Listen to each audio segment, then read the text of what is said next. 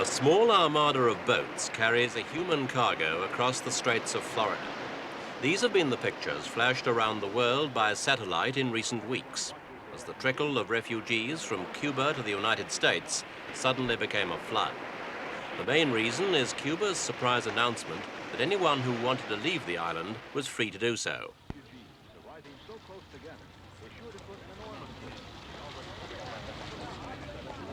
Cuban refugees in search of a new life have been fleeing to Key West in Florida for over 20 years now, ever since the communist revolution led by Fidel Castro.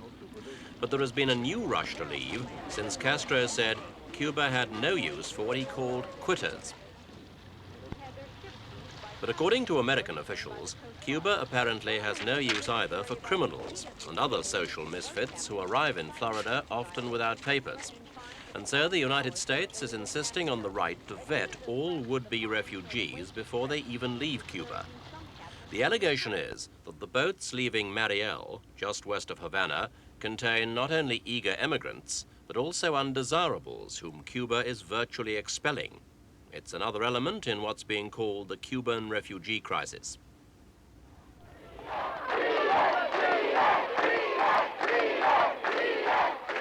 For the Cuban faithful, though, the refugee issue is interpreted as another triumph for Fidel Castro. They staged noisy, jeering protests outside the homes of families applying for exit visas. It's an example of grassroots activism by a local revolutionary committee, and their slogans and posters brand the would-be refugees as delinquents, traitors, and worms. Even schoolgirls on their way home joined in the protest.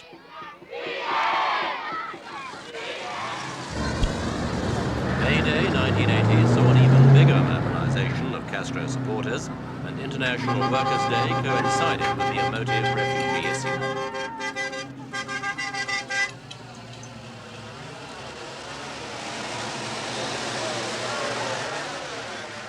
At this time, the southern counties of Florida had already been declared disaster areas to cope with the influx of thousands of Cubans. And so, with the spotlight of world attention focusing on it, revolutionary Cuba was determined to put on a show of solidarity.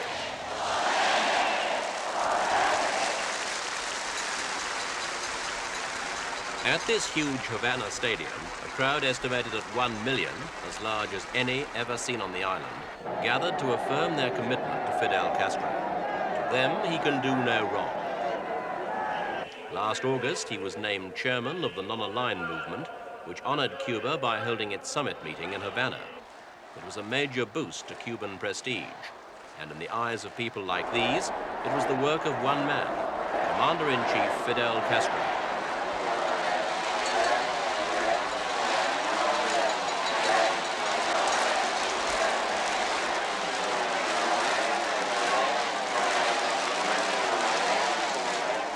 The May Day rally was an ideal opportunity for the Cuban leadership to give its own interpretation of events. In February, Castro had been embarrassed when over 10,000 Cubans crammed themselves into the compound of the Peruvian embassy in Havana seeking political asylum. It was bad publicity for Cuba, but Castro made a virtue out of necessity by suddenly deciding to let them go. This policy was then extended to allow the boat exodus from Mariel.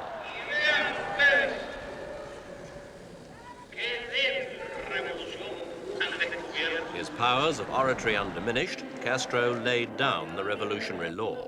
There must still be hard work and sacrifice, but those not prepared to accept this have no place in Cuba. Podría decirse que esa tarea estaba consagrada. Nuestra revolución, nuestro pueblo, nuestro partido, y a las tareas productivas. En primer lugar, a las aves, a la siembra, enfrentando los problemas de las plagas, del tabaco, de la caña, de la fiebre porcina, que misteriosamente han aparecido. For Castro, the United States remains the big enemy, the ogre just across the water. And it was on this peaceful-looking beach that Castro scored one of his biggest propaganda successes. This is the Bay of Pigs, the landing place in April 1961 of an attempted invasion with American backing by 1,400 Cuban exiles. The expedition ended in complete failure. The invaders were either killed or captured. On the beach was a monument to the defenders who died here.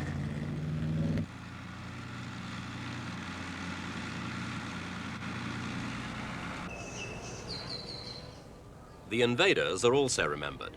The aircraft used in support of the ambitious attempt to overthrow Castro by force has been preserved as grim exhibition pieces. And there is even a museum building with more reminders of the Bay of Pigs.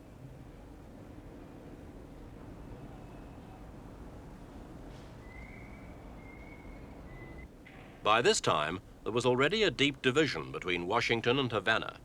And then in 1962 came the Cuba Missile Crisis, with American ships blockading the island until the Soviet Union abandoned its plans to install long-range missiles. Cuba was now made the object of an American economic embargo, and it naturally turned even more towards the communist camp.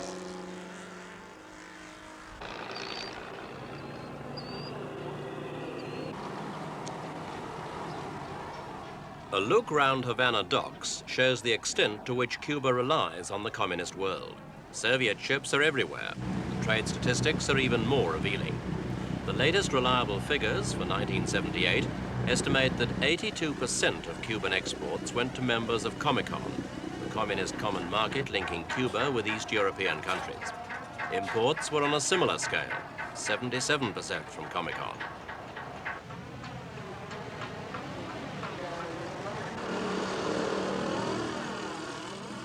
Soviet-built tractors spill out onto the quayside, ferried halfway across the world to keep the Cuban economy going. The Americans say that the various Soviet subsidies to the Cuban economy amount to a massive $3 billion a year, or about 20% of Cuba's gross national product.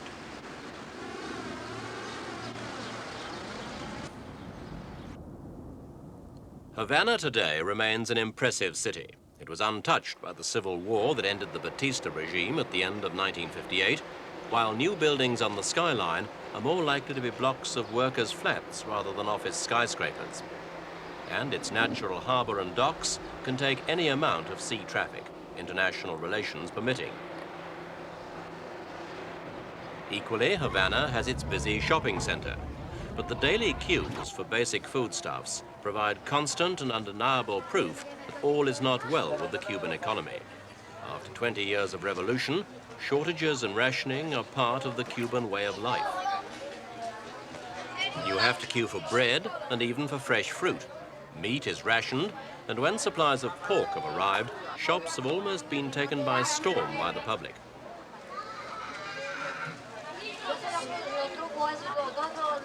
It's inconveniences like this that have made so many Cubans feel that the revolution, which promised so much, has not succeeded. They've had the same government for over 20 years, and still the economy seems to lurch from one crisis to another. That's why the stories of a consumer paradise across the water have proved irresistible to so many Cubans over the years.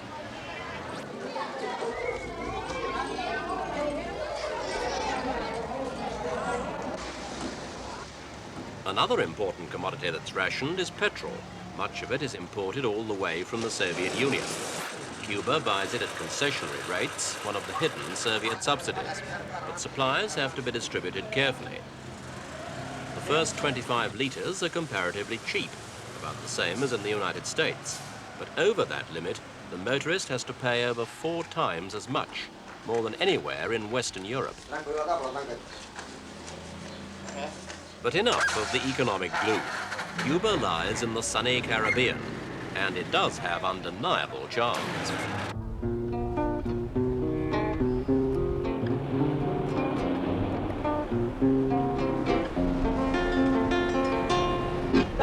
Como siempre, si encuentras otro amor que te comprenda, si sientes que te quiere más que a nadie. Pre-Castro Cuba was a haven for the rich and the infamous. American gangsters like Mayor Lansky used this Caribbean resort as a base.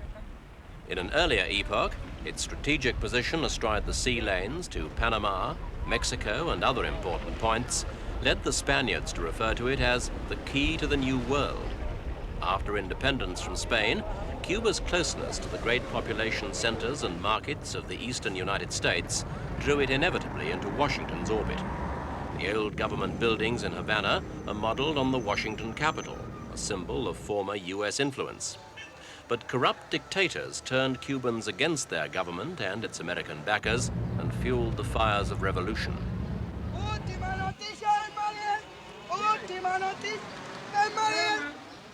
More problems with the Americans is the cry today by the newspaper seller.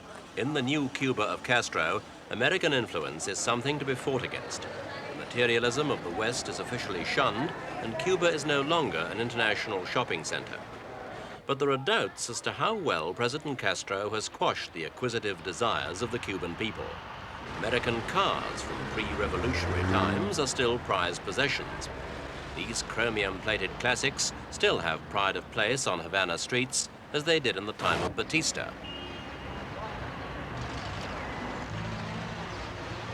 Bonnets are padlocked because of the scarcity of spare parts. Windows, which can't be replaced, remain broken. Satisfying the desires of Cubans for motor cars is not a high priority in the Cuban economy.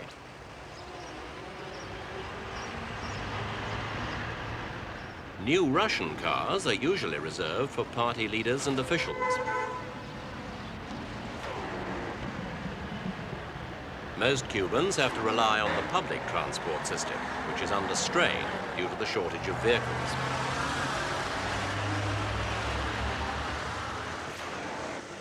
Fleets of new taxis and buses lined up forlornly outside Havana. They are disabled, lacking vital parts which the Cuban government can't afford to import.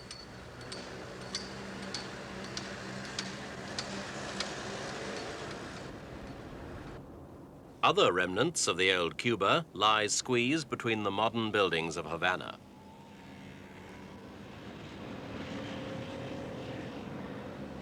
The crumbling colonial facades date from the time when this city provided a gracious living for a select few. Their owners have gone. Most fled to America when Castro came to power.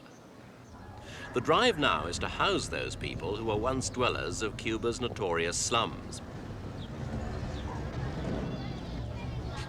There has been a massive program of new housing projects like this one at Alamar near Havana. This block is being built by a community micro-brigade. They're all workers in the Ministry of Transport who are constructing this block unpaid during their weekends. Their motivation is the chance to occupy one of the flats on completion. The best will go to those who work hardest.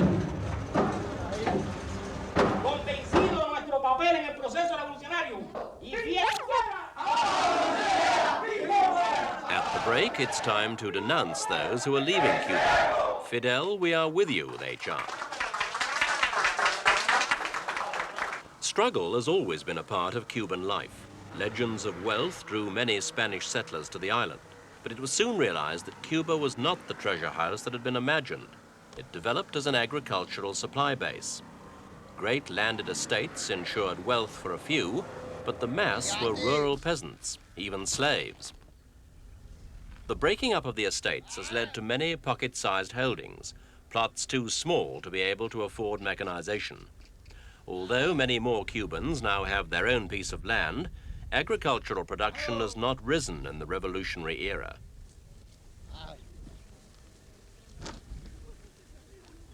Arriba, arriba, oh, arriba.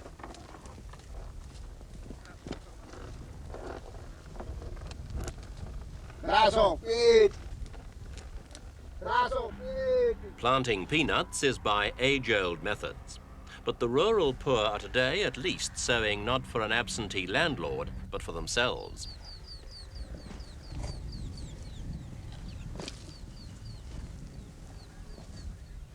Although labor and housing have changed little, Castro's Cuba has given the people comprehensive health care and education. The Valdez family, through an interpreter, said they wouldn't want to live anywhere else. The father earns the equivalent of $200 American a month as a charcoal burner. For his family of 12, he has to supplement this wage by catching crabs in the swamps. For these specimens, he gets just over $1 a dozen. But it's not this kind of activity that keeps the Cuban economy on the tracks.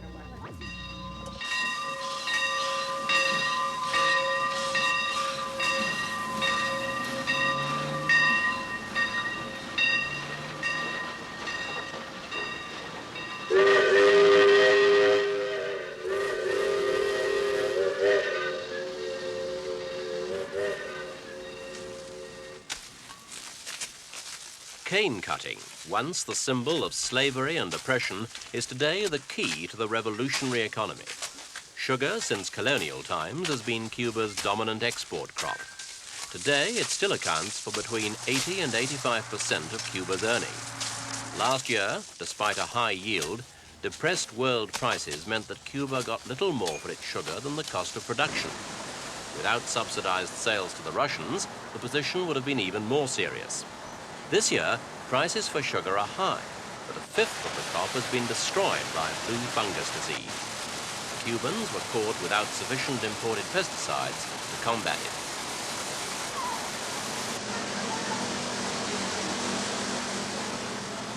As if the blow to the sugar crop wasn't enough, disease has also hit Cuba's second most important cash crop, tobacco. This factory is one of the very few in production this year.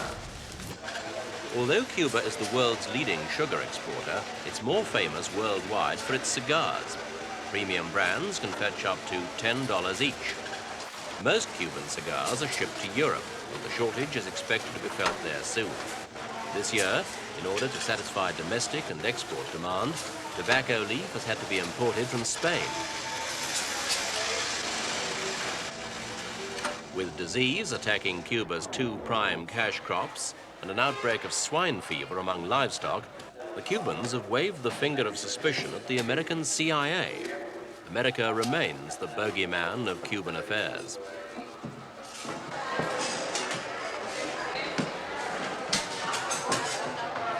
Revolutionary readings on the production line attack imperialism and try to kindle revolutionary commitment.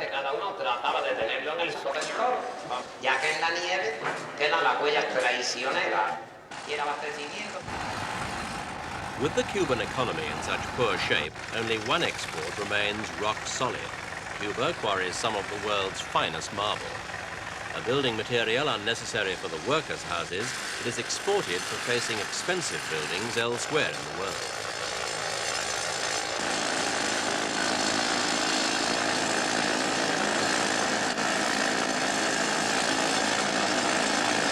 The state has no real mineral resources to provide the foundations of its economy. So the only way to lessen the country's dependence on sugar and tobacco is to diversify into other agricultural products. In searching for new export crops, the Cubans have turned to this: citrus fruit.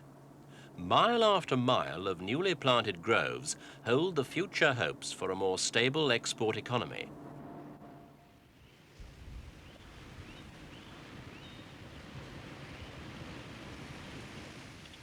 The government has planted grapefruit, lemons, oranges and limes. A way to strengthen the economy here.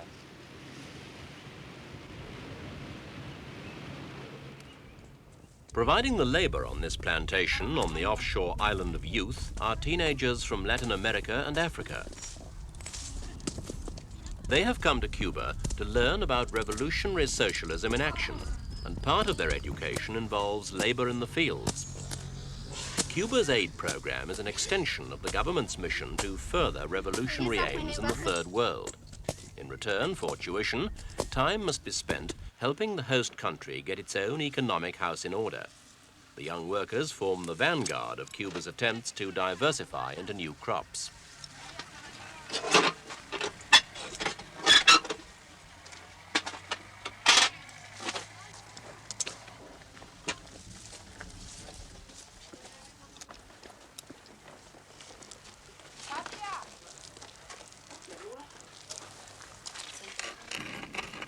This labor has been attacked as exploitative.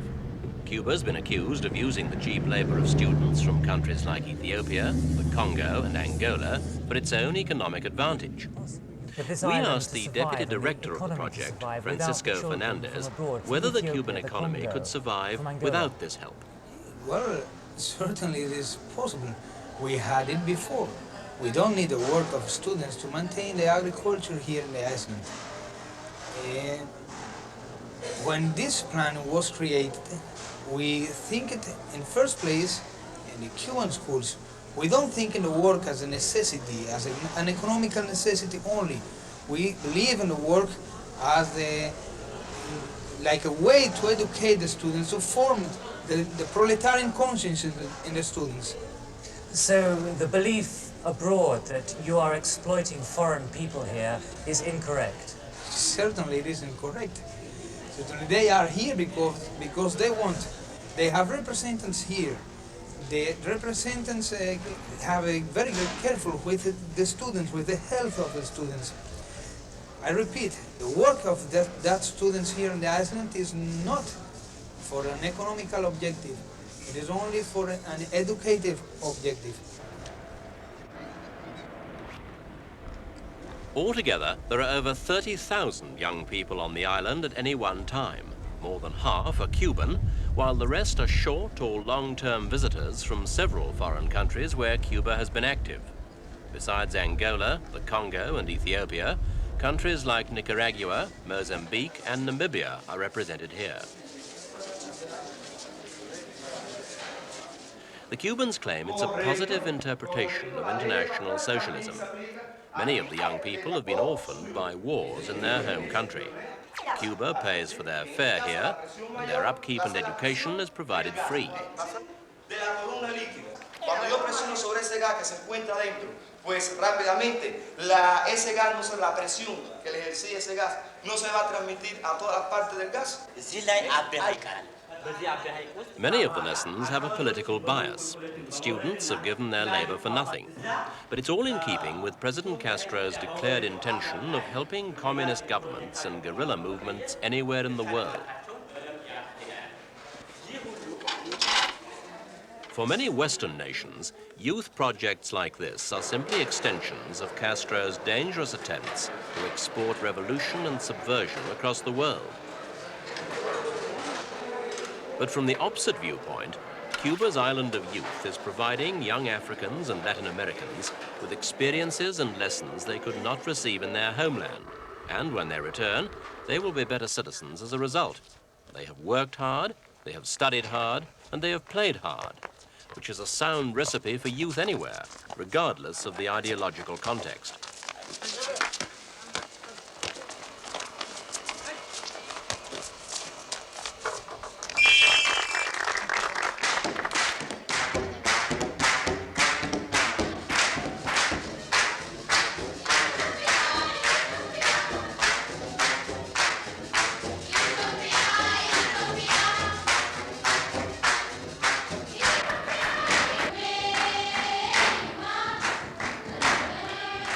And so this traditional Ethiopian dance on Cuba's Island of Youth symbolizes the resolve of Fidel Castro to give his political crusade an international dimension and to strengthen his claim as a leader of the Third World, especially after the death of Tito. It's a resolve shared by his followers, who closed the May Day rally by singing the Internationale.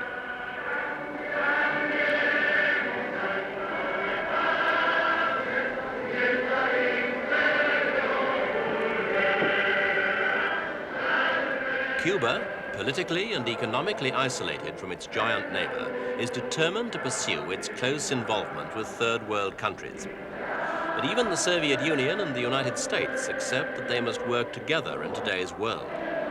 And it could be economic necessity, a factor that should appeal to a Marxist, that could bring an end to Cuba's isolation.